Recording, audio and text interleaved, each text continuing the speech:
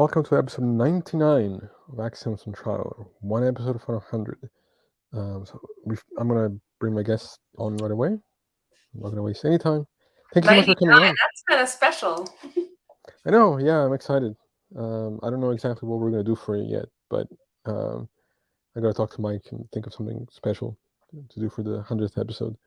Yeah. But yeah, thank you for coming on. Yeah. Why don't you tell the audience a little bit about yourself? So I'm a speech language pathologist. So I have a master's degree in communication science and disorders.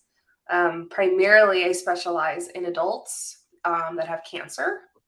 So I work on diagnosing and treating swallowing disorders, but I also do language diagnostics and treatment for patients who've had brain injuries and are having difficulty communicating, or physically producing speech, or just general cognition, like functioning daily tasks, things like that. So what is your job? What has it taught you about the way that you understand and conceive of language? Like what? Because people have different views about what language is, how it relates to the outside world, different views about grammar and all these kind of things. Like, what are your perspectives on language? Well, it's certainly a lot more complex than I think we give it credit for. And there's a lot of different layers to how communication works, and that communication and language are different things, but they're intertwined. So communication can be anything that conveys a message, like a painting, a piece of music. Hi, Ricky. Anything at all like that. But language has to meet certain criteria. It is a set of agreed upon arbitrary symbols that convey a message, and there's some system to it, and everyone has to sort of agree to a point on how that system works in order for it to function. Right. And what's interesting, and this is what I primarily end up talking about, is how human beings are the only species on the planet that exhibit what I would consider language, or meeting the criteria of language. And that's not to say that other species don't communicate. They certainly do. But they don't demonstrate the use of symbols. We just don't see it. Or we're not able to perceive it in our research and how we observe other species. So communication and language are connected, but they describe different things. And language has a lot of different layers, and I think it's easier to talk about it if we define sort of what those layers are. So speech is a physical production of sounds, and there's lots of them in the world, but most languages have a closed set. There's approximately 40 in English. And then we have graphemes, which are letters or the symbols we use for writing. And those don't necessarily reflect all the variations of speech sounds that we have. In English, we have 26 graphemes, but 40 sounds. So we're going to find patterns and combinations. And then you have languages like Hebrew and Arabic that are considered abjads, where the only part that's written down are the consonants, and that there's little like diacritic marks that represent vowels, but they're optional and not necessary. So there's a lot of different things, but what's interesting is that most languages exhibit universal grammar. Right. So all languages have the same roots or fundamental roots, which you can take a multitude of ways, but from a scientific standpoint, that sort of highlights the idea that it came from a centralized or evolved concept and then branched off into the thousands of languages that we have today. Was it Chomsky that originally theorized that? Yeah, the universal grammar, or the black box, some people call it, that there's just something in the human brain that allows us to acquire language. And I think it's important for us to recognize that language is acquired. Language is not an explicitly taught skill. And we know this for two primary reasons. The first is that we can't just sit a baby in front of the TV of people talking and expect them to learn language. There has to be a social component attached to it and a reciprocity. Some people say that feeding, like whether it's a bottle or breastfeeding, is sort of the first conversation, that there's turn taking involved in that. And without the social component, we've observed, like with feral children, I'm sure some of you have like watched things about feral children that have been in horrific circumstances, or were left to be raised in like by animals essentially, which we don't really find as much anymore. There is a critical period between approximately 0 and 3, perhaps 5, depending on what skills we're talking about. And if the brain is not stimulated the way that we expect relationships to be simulated between a parent and child or caregiver, these people tend to exhibit a cognitive and linguistic ceiling that is difficult to break, even with the best therapeutic interventions. It's really interesting. Yeah. The second reason that we know language is acquired is because we don't explicitly teach all the things that we find in a language like we do other skills. So, if you learn to write, you go to school and you sit down and like, this is an L, this is an F, and you practice it, and it's like explicitly taught. Now, yes, we point things out, glasses, mommy, hair, but we don't teach and the, and that ed shows you the past tense. It's just something that a person is exposed to, and they acquire that skill and recognize a pattern, and they're able to generate it back. And when we find children or people that are having difficulty acquiring language, and someone like myself comes in and tries to provide therapy to help them, gain those skills or to fine-tune those skills, you can see sort of I wish I had a better word for it, but a sort of a clumsiness, like a lack of naturalness to their expression and their reception, because language is not really designed to be explicitly taught in that manner. It's something that should be acquired. So when people try to repair a communication disorder, oftentimes it's not very pretty. It doesn't look the way we expect it to look in typically developing people who acquire language in a more natural way. Makes sense. That's how we know that it's not an explicitly taught skill, like riding a bike or using a toothbrush. Right. There's a lot of comments. I wasn't paying attention to that. Only the speaker and listener need to have an understanding of the symbols. Right. And that's a great point, because something I'm kind of like known about bringing up all the time, especially on TikTok, is that language doesn't inherently possess correctness. If it is understood, it's correct. So Cease and I could come up with our own language. In fact, that's something I do as a hobby, constructive linguistics. And if long as Cease and I can communicate with that, whether anybody else here understands it, it's still correct. It's only incorrect if it's not understood. So we have to be careful about what we consider to be errored when we talk about diagnosing language disorders. Like, what is a speech disorder? What is a language disorder? And I would say that speech and language are disordered when a person is not understood, or not understood in the way that would be ideal for them in their communication patterns. Would you say that there's a kind of elitism in certain circles about language? And if so, why do you think that is? So I think a lot of people are linguistic prescriptivists, which is like, I always bring that term up, but I don't know how else to describe it.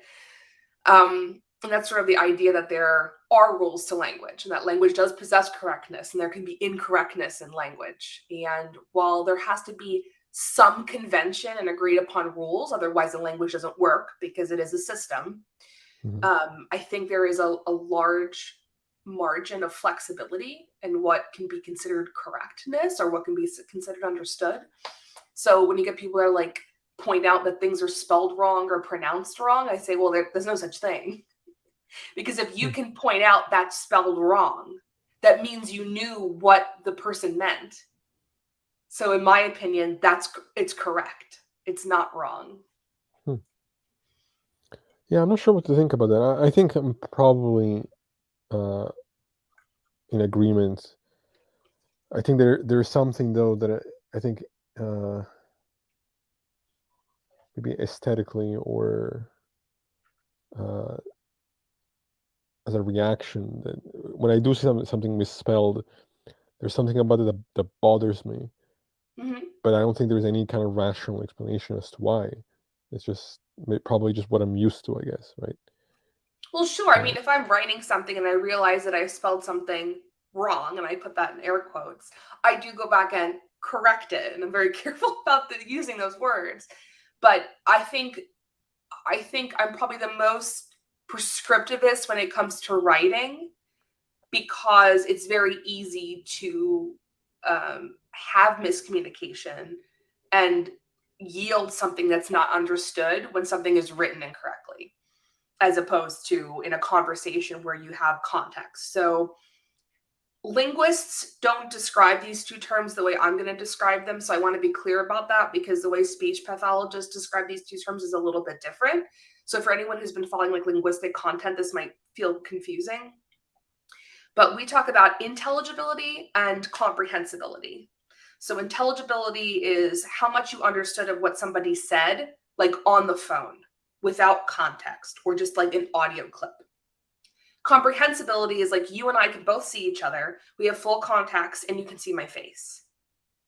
So there is a difference. And when we're pathologizing speech and language, intelligibility scores and comprehensibility scores are different things, because someone might be very comprehensible, meaning when I have a conversation with them or complete a task with them in person, I understand them 90 to 100% of the time.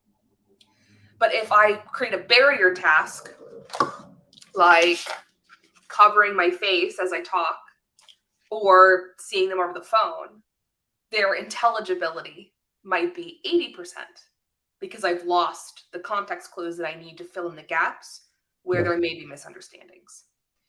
That makes sense. Linguists describe it a little bit differently. I don't know exactly what defines their definitions, but I've heard them talk about it in like videos and stuff. And I'm like, ooh, that's not how speech pathologists differentiate those two terms. So it's a little bit different. Bones writes, knowing what a person meant is not the same as correct. If I take 10 years to decipher a sentence, it doesn't make it correct. And then, prescription of words is ideal if they are concise and succinct. The more interpretation required, the less correct. Okay. So that's fine. I agree. I mean, if you're taking 10 years to understand a sentence, is it correct? I mean, we can go back to any sort of ancient literature, right? I mean, let's look. Are we going to go there tonight? We're going to go. Oh, sure. Yeah, we can. Yeah, but I mean, look at any ancient literature, right? I mean, people have spent thousands of years trying to figure out what it means, and they still haven't decided. It doesn't mean that the conventions of writing there were incorrect or correct. And that's part of what I think makes language special, is that it is nuanced and it is constantly changing. And then when we read something that's outside of our own time period, we need to understand how things work in modernity versus in antiquity. And that is a challenge, especially when what we have to compare it to is fragmented and paltry. You know, I watched, and it's a little bit somewhat related, but a little bit a sidetrack. But I watched a video a while back that I have to find again, because I do want to play it on here at some point, where these patients who have, I think it's schizophrenia or some kind of brain disorder that disorganizes their ability to express themselves and their ability to remember words. They're being interviewed by their psychiatrist or therapist, whatever it is. And she's asking, one in particular, she's asking this guy questions, very basic questions, like, for example, she asks him about his watch or something like that. But his brain can't connect with the words and descriptions that we would normally think of, because there is something that is not working in there. And so what is he doing? He's like connecting other words that are related conceptually, but could potentially mean different things. Like the context starts to get blurry. The meaning of what it's trying to express starts to get lost, but you can tell that he knows what he wants to say. Yes. But there is something missing. And I find that really interesting about how the brain and language works in that way, or fails to work in that way. I don't It know if you sounds want like to. what you're describing is called aphasia, Mm. Aphasia. It's primarily found in people who've had strokes or certain types of brain injuries or have a brain tumor. This guy was If also hearing voices, though. Okay, so it's possible to have language disorders in patients with, like you said, schizophrenia. You might see it called schizophasia or word salad, which is sort of an out of date terminology. Mm. And I want to be clear that the types of language disorganization that you see in patients who suffer from mental illness is considered a disturbance of language or language of confusion, as opposed to a person who suffered a stroke or a brain injury who has a more classic aphasia, where their cognition, for the most part, I want to be careful about that, is intact and they know what they want to say, but the brain has difficulty paying attention to word finding. Mm. So they struggle to locate the words that they need. And what you're describing is sort of, I say, describe into understanding. So I have patients who might have, there's different types of aphasia. They used to be categorized. I don't think the categories are really appropriate now that I've met thousands of people who have aphasia. But say I'm trying to come up with the word glasses and I can't find the word glasses. And I know they want to say glasses, and even when I go, that's not enough for them.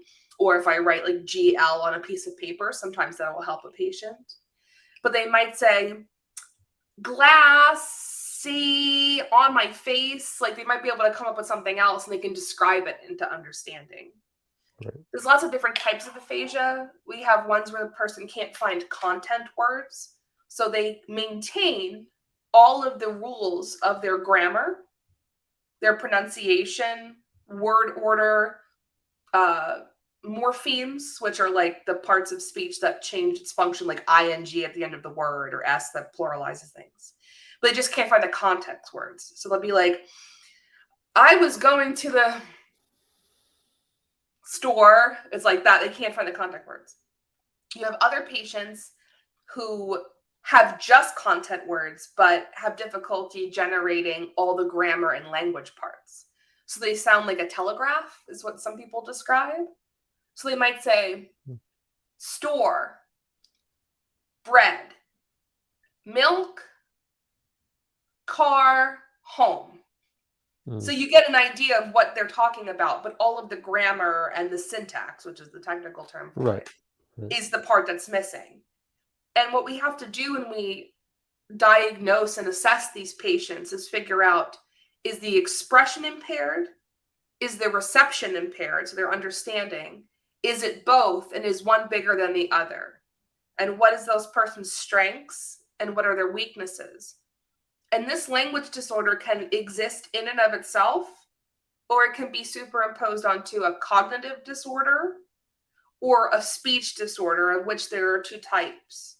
So you can have something called dysarthria, which is when you know what you want to say, but you can't physically execute the speech sounds because the muscles are weak. These are typically patients who are having trouble like moving an arm or walking.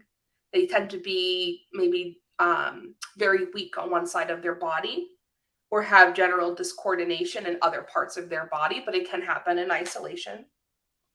And the other kind is apraxia of speech, which I actually sent a clip of that to the group earlier today because we were talking about it, where the person may be able to physically execute the sounds, but the motor strip in the brain that organizes and plans the order in which those should go and where your tongue and your lips and all that should be is groping and having difficulty executing them themselves. So even though the muscles have the strength and range of motion, they can't coordinate the order in which it should happen. And sometimes you can have the trifecta. You can have all three, which is the worst case scenario. Now, but I've definitely got patients who do. I'm curious, like all these disorders, are they caused by some structural issue in the brain? Primarily stroke. Okay. Or someone having a tumor in the same areas of the brain. And so we have particular areas in the brain that are designated for speech. Yes.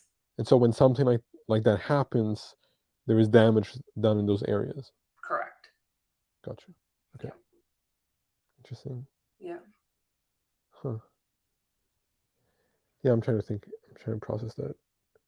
We have trends of where in the brain we understand these things to occur, but there's certainly aberrants in the population. So I've seen stranger things. We typically think left side of the brain is for language, temporal and frontal cortex, and the motor strip would be like where you'd find more apraxia of speech. Your basal ganglia is like a relay system for sensory information. There's a lot of things. We're not getting too much into it, but Now how it is that? Sorry, go ahead.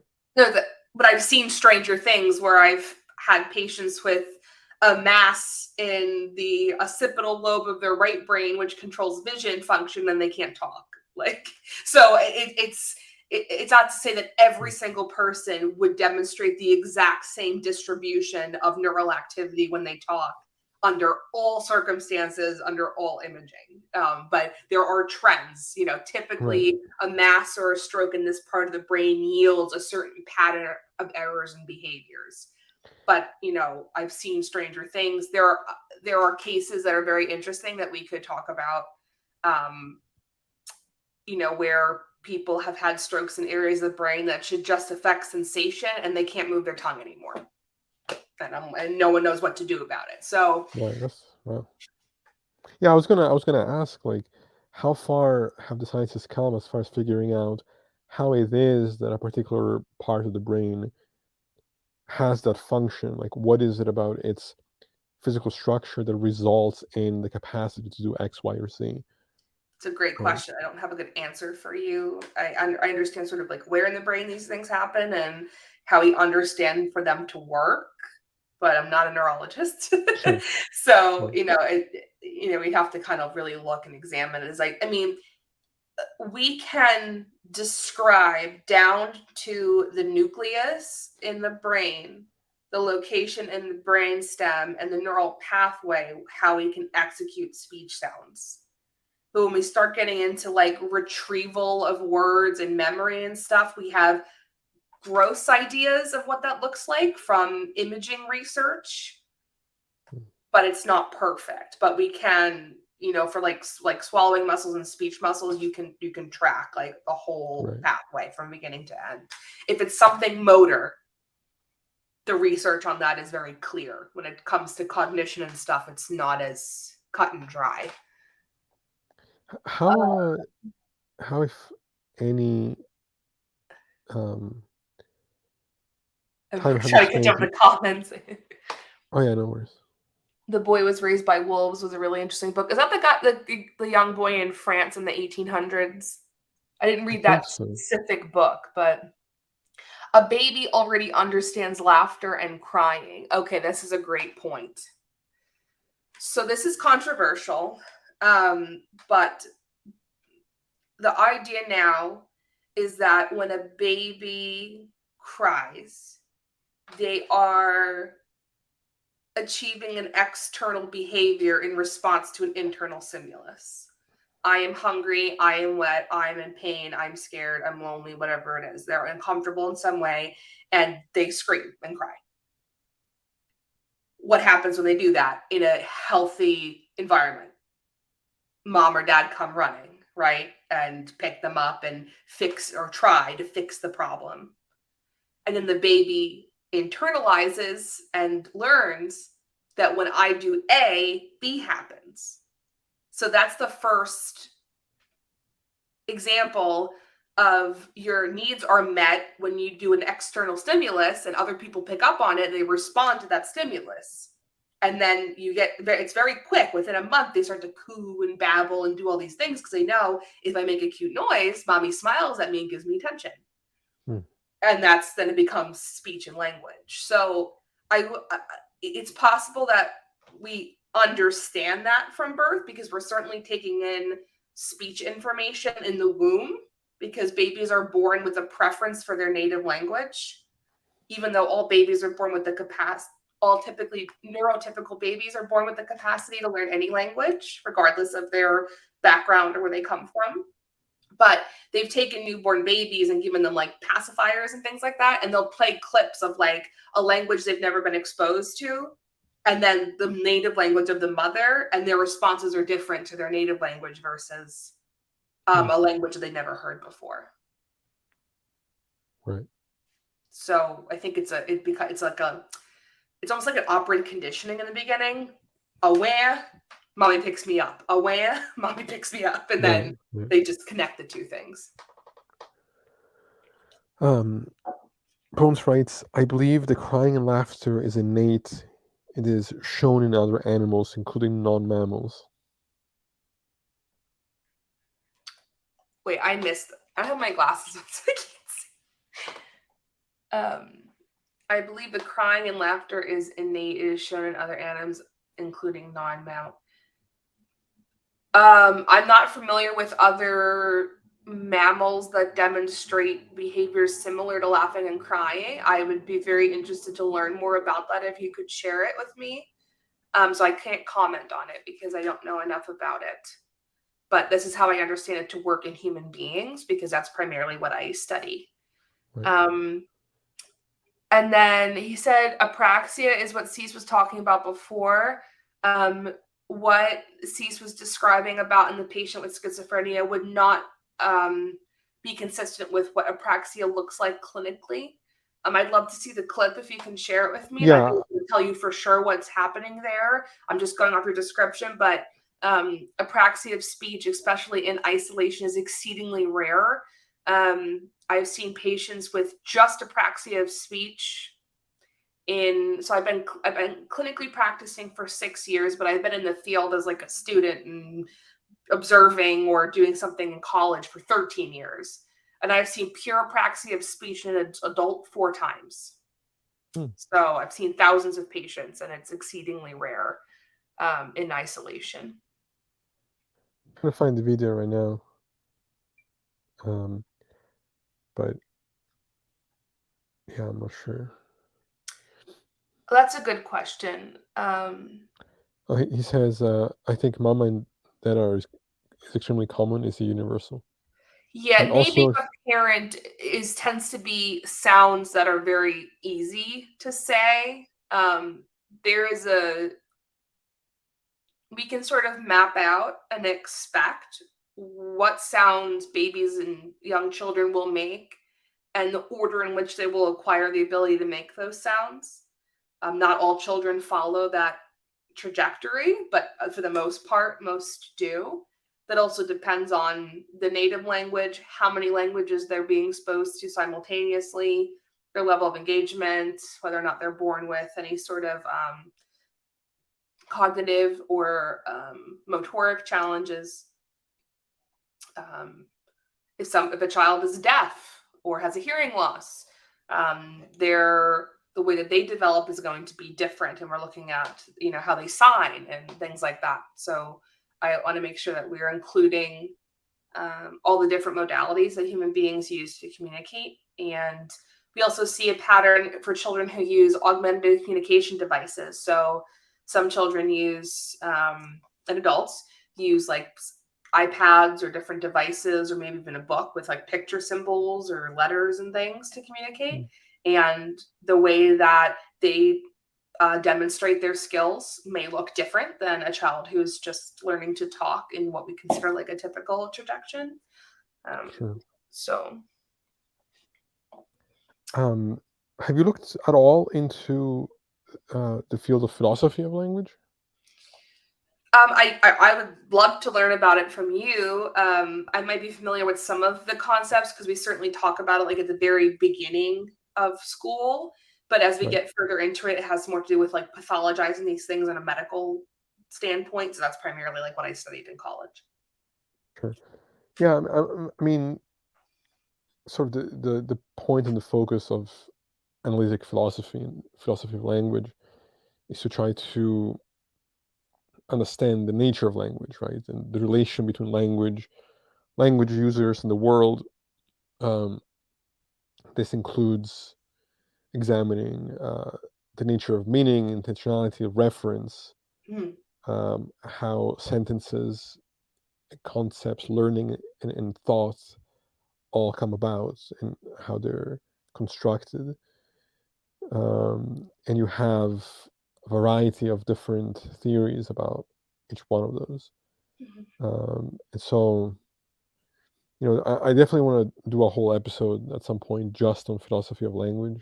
Sure. There's so much that is there. I'm trying to think of just a couple that I could just throw out here. Here's one.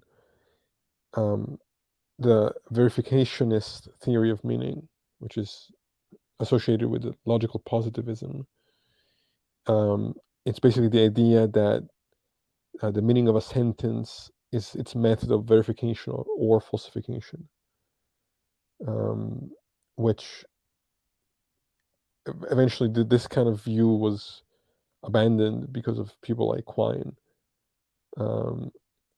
who, I think this, once his work was published, it started to move away from that kind of theory of meaning. Then you have more pragmatic ones that are just like about if it seems to work, even if it doesn't necessarily, maybe the words may not be corresponding to something that is like objectively out there that the language is corresponding to. It's more about cultural customs. Like, is it communication functioning in such a way where it is successful in the way in which we navigate our world? Right. I think that goes back to what we were talking about earlier about, like, is it a success? Does it convey meaning? So that goes back to sort of the idea that, like, it can't or doesn't necessarily possess correctness. And I think that's also important too, because I get a lot of like, I don't know what the right word is, retaliation or anger when I bring up this idea of like, oh, human beings are the only ones who have language. And they're like, dolphins communicate. And I'm like, of course they do. I said, but based on what we understand when we examine their clicks and their sounds and all those things, when they communicate, they're talking about things that are only necessary for survival and describe like immediate environment, where we talk about things that are abstract all the time. I would argue that most human communication is abstract. Sure. We're not talking about a pizza or a star or a door, or so there's a disconnect, or there are degrees of abstraction. And I actually have a really old TikTok that I'll send you. It was like one of the first videos I made about what is levels of abstraction. Because as a speech pathologist, I have to be very careful about what types of abstraction I'm using for stimuli when I'm assessing a patient and when I'm providing treatment to a patient. Sure. Because there is a very blurry line between where cognition begins and language begins and ends. Right. There's this idea that if language doesn't develop to a certain point, that it may not be possible for a person to cognitively process certain ideas, or at least in a way that we can test that they understand them. Right. Because it becomes so abstract that there aren't tangible ways to show that.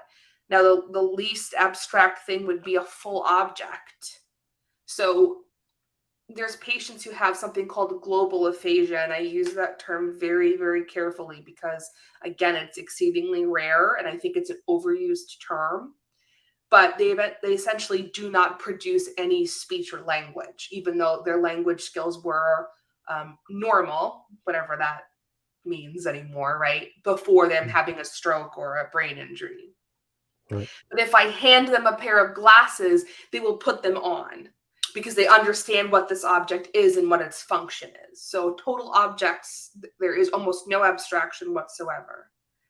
The next level of abstraction would be like a picture of something or a portion of an object. So I'm going to give you an example. I had a child who was struggling with communicating at a school. He was about, 6 or 7. And he really liked this brand of cereal. So what I started off with was taking a full empty cereal box that I taped shut, and I placed a piece of Velcro on it and put it on a wedge on his desk. So every time he wanted some cereal, he would rip that off and go hand it over to a communication partner to demonstrate to them that's what he wanted. And then once he mastered that target, I just cut the front off because he knew the label, put that to a Velcro, and then stuck it to the wedge. Then we took a photograph that's the same size as the box and did the same thing. That's so Then we interesting. used an icon. Then we just drew a cereal box. Then we put just like a small icon in a field of other things so that he had to discern which one it was in a field of objects. That's amazing. It starts off as 2, then there might be 3, then there might be 4. You might work with a client who never moves past the total object stage because that's where their cognition is, and that's okay. But doesn't mean they can't communicate. Right.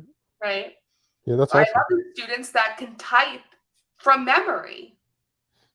They can type anything in the whole world, but they're not using it to elicit a communication exchange with another person. So I take that splinter skill of being able to type and read and write and try to attach meaning to those words. So wait, they can write and they can read, but they're not understanding the meaning? Correct. So sometimes you'll see it online under like autism information or neurodivergent information, hyperlexia. So you'll have these little kids that, you know, they know the title and all the words from like a YouTube video. So if you give them like a communication device for a keyboard, they'll just write, you know, like Snow White and the Seven Dwarfs, 101 Dalmatians. Like they'll write the whole thing, but they're not demonstrating, at least. I don't want to say they don't know, because that's a big thing with me. I never say that any of my clients or my patients or my students know or don't know something. It's that they did not demonstrate that they knew something, because I can't know that I'm not inside their brain. Sure. Right. So I just want to be careful about that, because it's one of the first things I tell my students is that I don't want to ever read that a patient doesn't or can't do something. To me, that's inappropriate. Today, John did not demonstrate the ability to follow a one-step direction. Doesn't mean he can't do it tomorrow. Didn't mean didn't do it yesterday. He just didn't demonstrate in this half-hour session to do that. Right. So yeah, they'll type out all the titles and words and names to all these things. But if I were to show them a picture of a Dalmatian, they would neither say Dalmatian nor write down the word Dalmatian. And if I show them the word Dalmatian and a picture of the Dalmatian, they don't demonstrate the ability to match the two. To connect it, right. So they can type the word Dalmatian, but it doesn't hold meaning. Anything, right. For them. Let me see. I think I found the video. I just have to see if I can figure out how to play it on here. Let me see.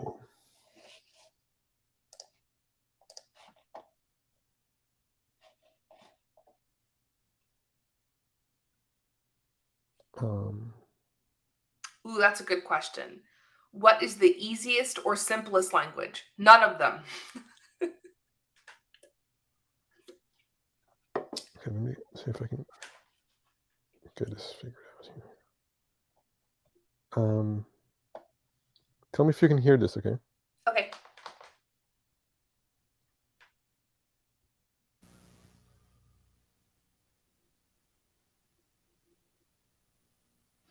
How are they treating you here? Well, can you hear that? Yes, I can. Okay. And can you hear well, or should I turn it up? No, it sounds good. Okay. Can I be specific about certain items? Sure. Overall, the main items, the chow has been great, withstanding a trend of something right. It might be fitting that 2 meals in a row may not go down the same thinking pattern. The breakfast is phenomenal. Don't make sense about breakfast all the time, but overall, before that, you should have said overall before that, maybe. The picture, I think about certain things. We're talking about menus, meals and stuff, snacks, nutrition, going out places, or down to 1.5 wink. 1.5 wink down there.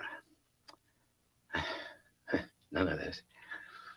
And the tributaries down there, you might go 60%, 40, 20. Then overall, there are certain things, it might be about leaning for a while towards right on 70%. Have you ever seen anything like this? So I meet patients like this every day. Okay. So this is an example of what I was talking about earlier, where all of the syntax, so the grammar, morphology, even his prosody and his pragmatics are intact. The way he pauses, the way his language ebbs and flows, his body mannerisms, what he is saying inside makes 100% sense. Right, but it doesn't come out that way, right? Right. And these types of patients, I don't know exactly the cause of this man's aphasia, but I would call this aphasia 100%. Okay. Are the most difficult to treat because they also demonstrate adexognosia, which is a fancy way of saying that they don't recognize their own errors.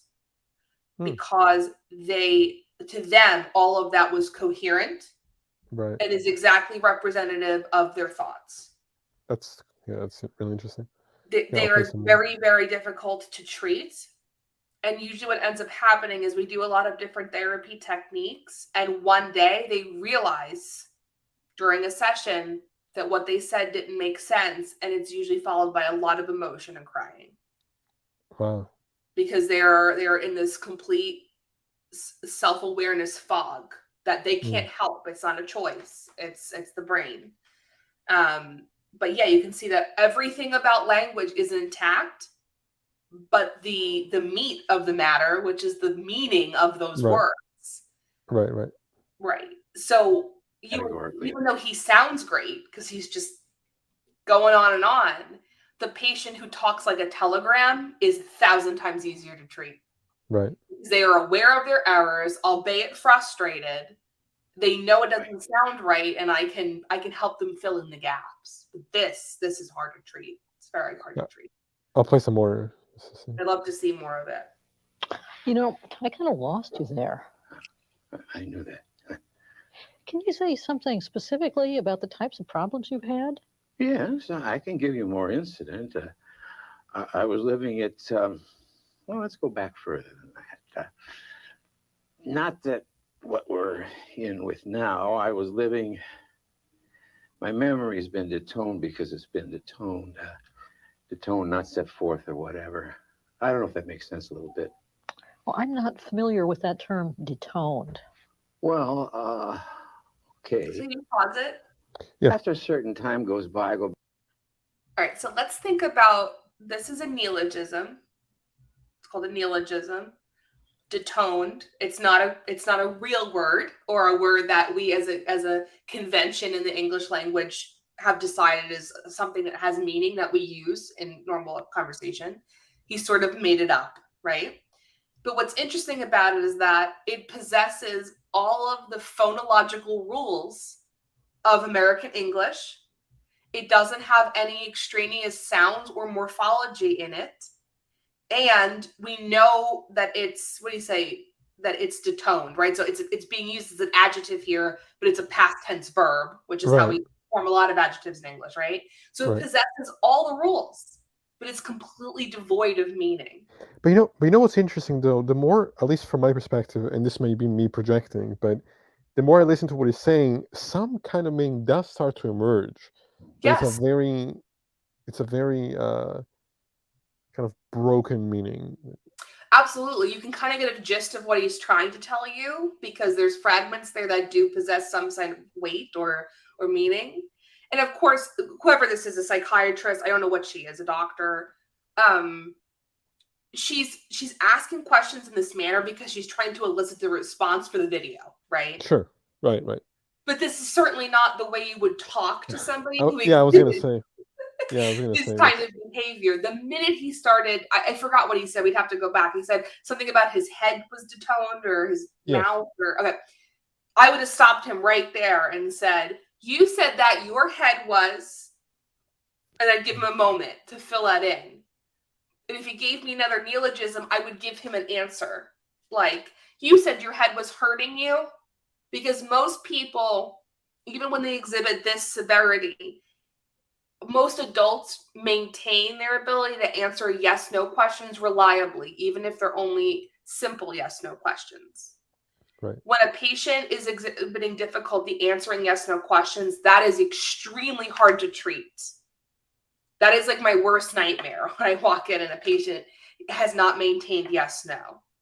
So Yeah. I would, if I was treating this man, I would stop him in those moments where there's a little bit of like meaning emerging, like you described, and try to fix that and repair that so him and I are on the same page. And that'll help the next phrase that he makes to have more meaning because we're both at a starting point. However, because these patients develop or maintain their pragmatic skills and the social parts, they'll often feed into you and be like, oh yeah, that's what because that's what's like socially appropriate or nice. Right. So sometimes you can't get a firm yes, no. So you have to be very clear and direct. But the way this doctor is speaking to him is completely inappropriate for therapeutic purposes, just for all the viewers to know. I like you playing. Let's see. Back to the same old thing. Life ain't as pretty as it was, ain't fair to people and that sort of thing. You see, I've changed the subject. Maybe I didn't. But I was in the VA in Knoxville. I've been to the VA out of state, Iowa. I've been in the VA in 2 places and 3 places in Marshalltown, ? Exclamation point, conditionary. That is to say, it or something. So like that's one thing that I find interesting is that he'll say a word and then use other words that like relate to the word. Mm-hmm. It's just so weird. It's sort of like throwing darts at a board. Yeah. So if you think of, I don't know, like sometimes I'll do an activity with a patient where I'll say, let's think of all the animals we can think of, right? So that's one way to go into the brain and find words. So dog, cat, fish, cow, monkey, whatever. Let's think of things that are green. Let's think of things that are expensive. Let's think of things that fly. There's degrees of abstraction. So when he goes to retrieve, say he's going into the body part, whatever it was, maybe he was trying to say it was his head was hit or his head was hurting or something like that. He went into the folder, wherever that is in the brain, we don't really understand where it is, of all the things that can happen to your head. You just kind of went in blind and pulled out something and it ended up being a neologism. And what the brain is doing is compensating and filling in that space because it knows it can't with something that is as close as it can possibly achieve. And that's what's so fascinating about neologisms and jargon and errors of this nature, because again, they maintain all of the phonological and grammatical rules, but are completely devoid of meaning. It's they're one of my favorite things to observe in therapy.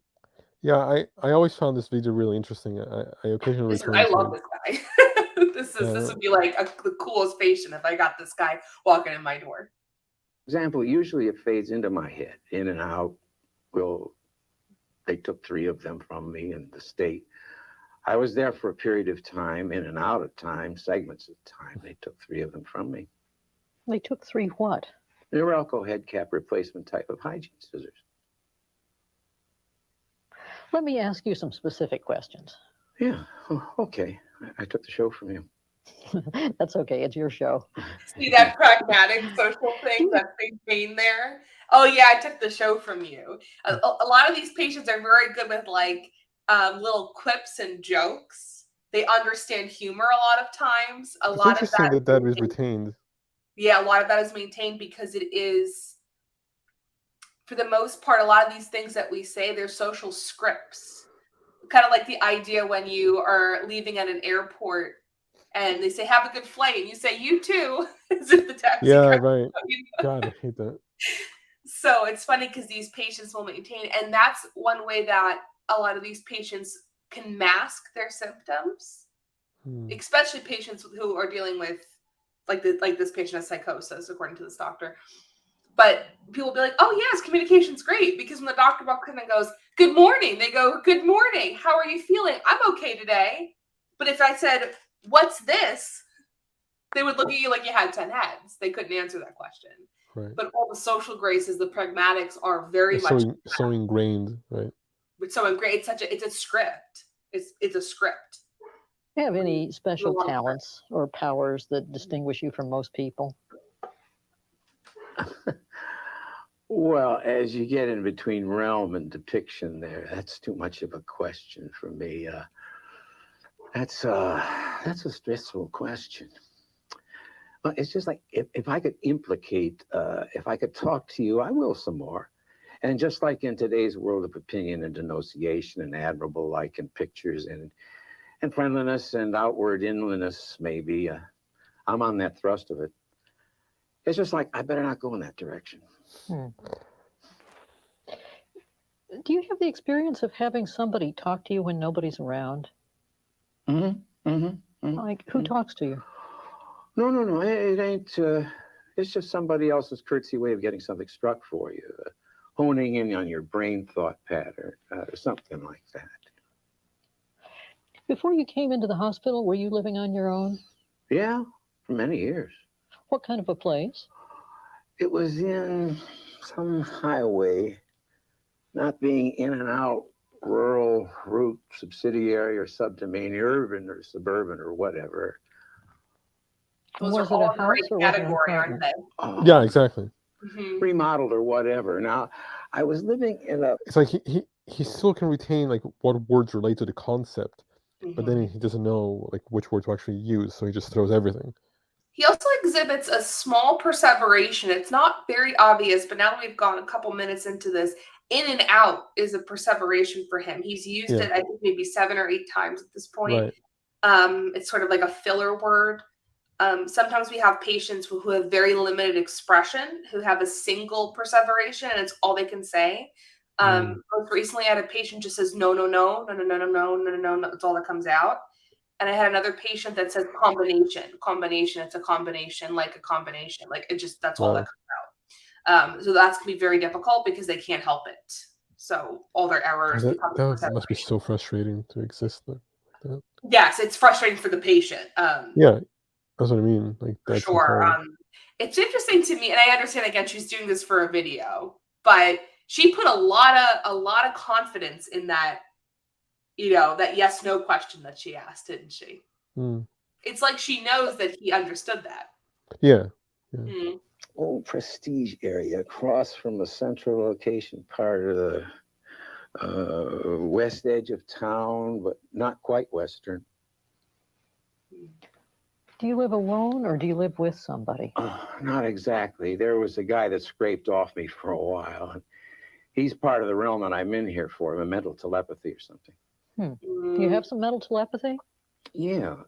Let's work on mental telepathy again. I have some bad feelings coming gate together, but somebody gets jabbed or worked off or somebody gets a doom. When you live at home, how do you get your meals?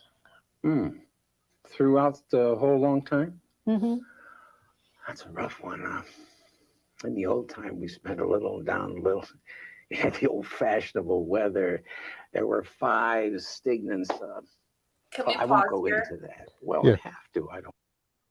So she did a forced choice question, then she asked a more direct question, and then she did a leading question, and you can see now he's completely lost. Yeah. He less sense now, isn't he? Right. Yeah. So again, this is so inappropriate the way that this is being done. Right now, I would describe what's happening as confabulating. So he knows he needs to give her a response. He would like to give her a response, but he can't. He's not demonstrating. I don't want to say can't. He's not demonstrating the ability to go retrieve the words that he needs or something that's even close to that. So what Do you his think brain is he doing understands the question? He very well might. It's hard to tell without specific types of diagnosing, like testing. It's hard for me to know. I'm taking a clinical guess. I think he understands what was asked of him, and he would like to answer her. He is not demonstrating the ability to go pull out those words that are kind of in the ballpark, like we heard earlier. Right. So his brain is going to fill in the rest. Confabulation is really common in a lot of psychiatric things, especially dementia. You can often hold conversations with people with dementia and they'll talk a lot like this. Right. But the brain is doing everything it can to fill a social, pragmatic, turn-taking void. But it can't do it with meaning right now, or is not demonstrating the ability to put actual meaning in there. I'll keep playing. I want to do that. I'm just apropos among the wizard done, okay? Now, wait a minute. Usually it's an inward thought that's different. What do you do for fun? Ride a bicycle if the weather's padding's good. Sing to myself, collect things, dabble, doodle art, talk to people on the phone once in a while. But they're strategic in their minds. I can say that definitely. I don't mean that with a big parenthesis around it. That was pretty Yeah, that coherent. That was pretty coherent. Like, he had these moments where it makes sense. He's just, in my opinion, he was able to go retrieve that folder. The brain is demonstrating the ability to attend to the category of fun. Yeah. And it also is a more direct question. What do you, so I think this is a good place to talk about very briefly a term that I use when I'm writing notes and trying to describe patients' communication, and it's critical elements. So not all sentences and questions are created equal, right? We talked about levels of abstraction, and now let's talk about critical elements. So if I say, touch your nose, that has 3 critical elements. I want you to touch something. The thing I want you to touch is your nose, and it's the one that belongs to you, your nose, right? 3 critical elements. If I say stand up, that has 2 critical elements. If I said, give me the blue bear, you're going to give me the blue bear. It's 4 critical elements. So the other problem with the way that she's asking these questions is that they're not created equal.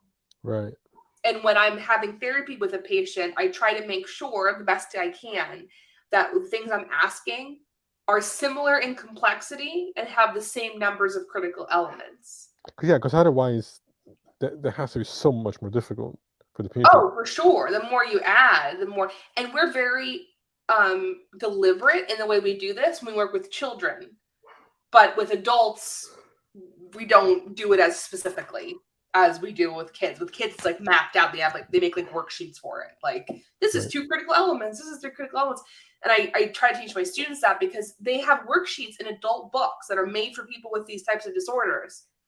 They're like, oh, here's 2-step directions. And I'm like, yeah, but direction number 1 has 8 critical elements and direction number 2 has 4. Right. That's not really a 2-step direction. That's like a 17-part sequence for someone with language disorder. Yeah, that's... So the levels of complexity and abstract and numbers of items is also not being monitored here, and that's why he's ebbing and flowing in his ability to answer these things. Let's see where else he goes with it. They don't seem to come here for me. Not in the mail or gift house or downtown walking outside the big guy, you know? That impression of all those things together. How old are you now? Same one. No one rhymes. Fly jumped around on the seat, but get it? You can't identify it. Man ahead of you. 43. Very good. Do you have any family members you see right Like, what happened there? I think that's confabulation. He was filling in the blank until he could come up with the number. It sounds like he is 43. That was correct. Right. Numbers are very hard for people. Maybe because they're so abstract. They're abstract and they're also very specific. You can't really confabulate numbers. You're either born in 1991 or you're not. That's it. Right. All right, let's see what else. They feel secular and don't schedule you or anything. You watch TV? Well, presumably in the realm between mind being set, realm, and set about things. It's there. I get a whiz out of it sometimes. Sometimes it would be too much. I was doing the same thing at home. I could only put up with it 2.5 times, you know. 1/3 look at it and then go bonkers a little while, the realm watch. Do you follow the news at all? What's he perseverating on? Did you notice? Well, I think what he's saying is that he would watch TV sometimes, but he would get tired of it pretty quickly. That it would start to bother him after a while, right? Well, that's what it seemed like, right? We kind of get that from his behavior. But Yeah. since he asked how old he was, he has inserted 6 numbers that had no meaning. So he's perseverating again. Right. Okay, I see. That's what'll happen. Like, if I say I work on like animals with somebody and they get a bunch of animals, we'll move on to something else and they'll start to talk. And they'll be like, yep, and then like the dog was at the farm with all those cows. And I'm like, no, we're done with that. Like, because the brain needs it's like time. Stuck on. Exactly, gets stuck. And one way we can get rid of that and help a patient move on from perseveration is to introduce an automatic task like counting, saying the days of the week, doing ABCs, answering questions like, what's your name?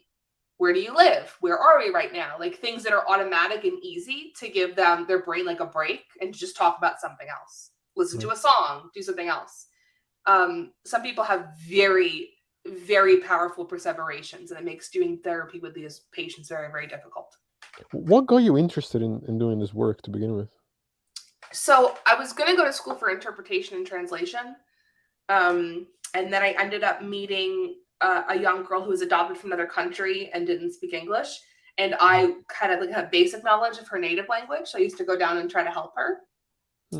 And I said to the adoptive parents that the way that she was pronouncing the words in that language weren't consistent with the way I was taught them. And I wasn't sure if maybe it was like a regional dialect or she was actually having difficulty in her native language. And she was evaluated by a bilingual speech pathologist who said that she had a speech and language delay. And I said, what's that? And now here I am. So I kind of switched gears after that because I found it so interesting. So instead of learning languages, I learned how language works. That's really cool. I love it. Like, do you know who's running for president? Yeah, it's like a tic-tac-toe board, I think. They worked it that way between years, but they know with it. They keep pendulating a little bit of the same on that other board of that, and that may be more specific. What's that? He had another neologism. Pendulate, that's not a word, but it does possess all of the morphological and syntactic features that it needed for that position in that sentence. Right. Specific, I think. That Republicans have had their 12 or 13 years of rapidity or something. They keep saying that. I don't. I hear it to myself. Things haven't changed in 13 years. There it is again. A number that didn't need to be Changing there. a little bit. What's this here? This is interesting. A wristwatch upside down. It's less upsetting to me. And what part of the watch is this? That's the stem, and that's the bracelet. And you call it something different. That's a stem, that's the bracelet, and that's the base plate onicle. Onicle, yeah. What part is this here? The bracelet, and that's the stem. There are better names for it, probably. Okay. Can you pause it? Yeah, it's like he's aware that something isn't working. Right. He is definitely aware of it. So what he produced, what we would call his error, is a semantic paraphasia. So there's different kinds of paraphasias. Paraphasia. I can't spell out loud. Paraphasia. A semantic paraphasia is when you are going to a target and you get something in the same category, which is something he does a lot, right? Yeah. We just saw a very clear, concise example of that. What is this? And he said, he did get watch. I think he said watch. But this part, the band or whatever, he said bracelet, which is pretty damn close. And then stem, which is pretty close also. So, and then phonological paraphasias is like if I were to try to say the word, trying to think of an example, it's kind of hard. Words that sound alike. So, if I said stamp instead of lamp, that would be a phonological paraphasia, because the idea is that we store words in our brain in categories of like what their function is and what they do and like the category they belong to, but we also store words in the brain based on their sounds and their like motor plan. Right. And some patients have more difficulty with one than the other. He's exhibiting both here, but he primarily shows perseveration, confabulation, neologism, and semantic paraphasia. So if I was writing like a report on this man, that's what I would write. Gotcha. Interesting. What's that? Writing marker pen. Okay. And what are those? Oh, tricky woven leagueable socks. Something, wearing socks, holding socks. Okay, that's right. Okay, now we're going to do something a little bit easier. Suppose you were to start from 20 and subtract 3. Can you try that? From what Never say distillation? Number. 20. What's that? I said that's so inappropriate. You should never say, we're going to do something easier. I Yeah, never tell a patient how easy or hard I expect a task to be. You can tell that this must have been so long ago because of the the video quality and everything. Like, Yeah, that is, see, again, I I always think trying to elicit a response for the purposes of filming that, but this is very clinically inappropriate. Yeah, never prep a patient or a client with an idea of. I also tell my students and my clinical fellows to never say, okay, now just because you're setting them up to the idea that it is easy. right. And if you start with that and they fail, they're going to be upset. Right. Right. Yeah, Patients that are makes sense. people. Patients Right. are people, right? Right. So she should have said that. Let's do something easy. 20 minus 3. I'm like, Jesus Christ. Yeah. Right. That was so inappropriate. Okay, sorry to be like tangential, but I'm just like, I don't say that. Like, if she was my student, I'd be like, bad. I had a feeling you'd like this video. Yeah, I do. I love this video. Oh, I'm 3 down. Ooh. Now he feels shame because he All can't right. do it. 17. Whole count is Enough, and 20 down. 3 is 17. Would be 14. Then it would be 11. And then it would be. It gets harder to settle. Uh-huh. I think 11 from 3 would be 8. And then 8 from 3 would be 5. And 5 from 3 would be 2. Excellent. Can you spell the word world backwards? So old. Okay. I did it a couple of days ago. Now I don't know. Probably the 20th If I clinician. can, right away. Yeah. All right. World is, I have to think it in my mind instead. Kind of going nuts, okay? I'll make it, I think. Okay, maybe. Okay, world. DLROW. Excellent. Thank you. All right, that was that for him. Yeah, spell world backwards is a very old neurological question. It's been around for like, I don't know, since Plato. I'm kidding, but I don't remember what the next interview is about. I mean, I can try to play it. I don't know if it has the same language issues though. I don't know if you want me to. we can look at it for a moment. Yeah, I mean, if they don't have things that I'm familiar with, I can't comment on it. But I can try. I'm not sure what this next part is.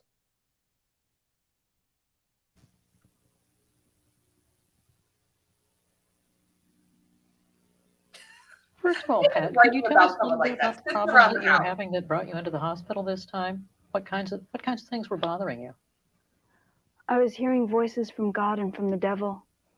What kinds of things Oh, were I they? remember now. Yeah, this here is just something to do with language. It's just somebody that was hearing voices and No. had basically like a mental breakdown. But yeah, I wish those people well if they're still living. they're probably not. Yeah, it's But very old.